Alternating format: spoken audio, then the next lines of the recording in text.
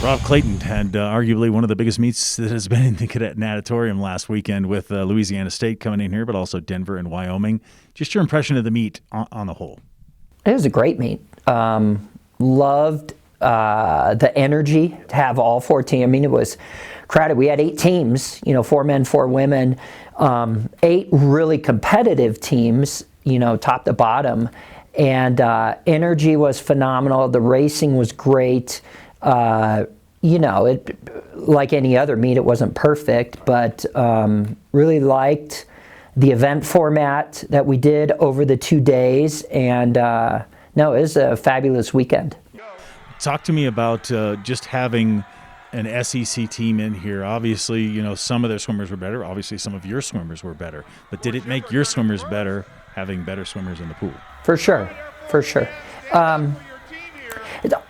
We were very excited about the meet, and we would have been very excited about either Denver or Wyoming. To have both Denver and Wyoming here, we would have been pretty excited anyway, and then to have LSU here just put it over the top. But certainly we had guys who were amped up about racing, an Olympian in the pool. We clearly the highlights of the meet were those free relays ending each session where we were able to win and beat LSU, who had their superstar on the relays.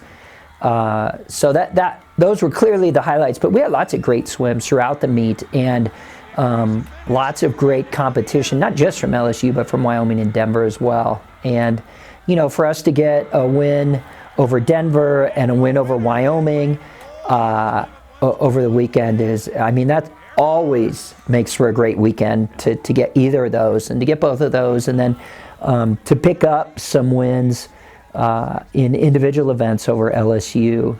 Our same cast of characters were tremendous. Wen Zhang, Corey Shepard, Adam Grimm leading the way, but wanted to bring up a couple others. Grant Affman came out of Heat 2 to win the 100 fly, and he was, he had a chip on his shoulder. He got DQ'd in the medley relay after a heroic effort in that relay, and it was kind of a confusing DQ for us until we were able to look at the replay, and the officials' comments were like, this was such a phenomenal breakout that his head never broke the surface until after the mark. And anyway, it was a very strange but correct call. All that to say, Grant was fired up for that 100 fly, came out and won. Logan Davis stepping into a breaststroke role that he hasn't had to do for quite a while.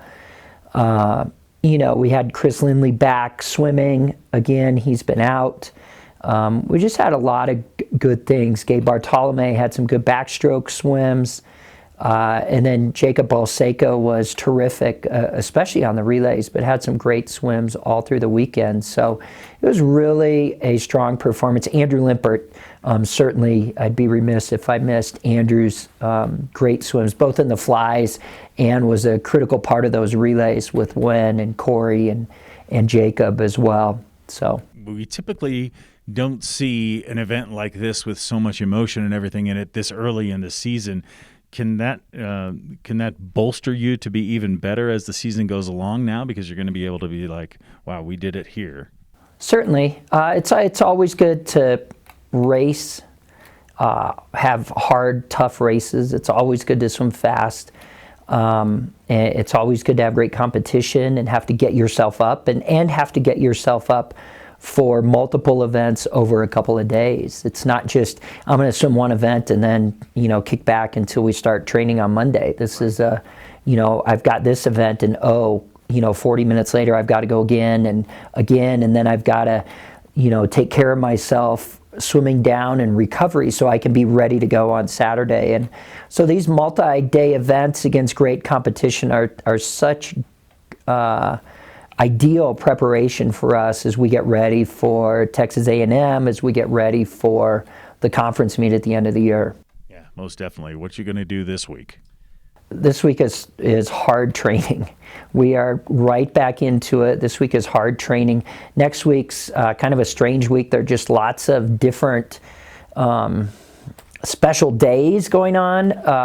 There's a community engagement day that we can't practice next Tuesday. There's a superintendent training day. There's just a kind of a different schedule, so it'll throw our training off a little. And then we have Grand Canyon at the end of next week, and it's interesting. We just faced an Olympian in LSU, but we're going to race someone even faster. The guy who right now is number 1 in the 50 in the NCAA is a Grand Canyon swimmer. And so they've got a tremendous team in here. We always are battling with them, both dual meets in the fall and then the conference meets. So it's going to be a really, really, again, another tough weekend of racing, in early November against Grand Canyon. So this week, very hard training all through the week. Next week, we'll do what we can training-wise with the different schedule, and then do some things just to get ready to race again. Perfect. Rob Clayton, thanks for the time. Great job over the weekend. Thanks, Brian.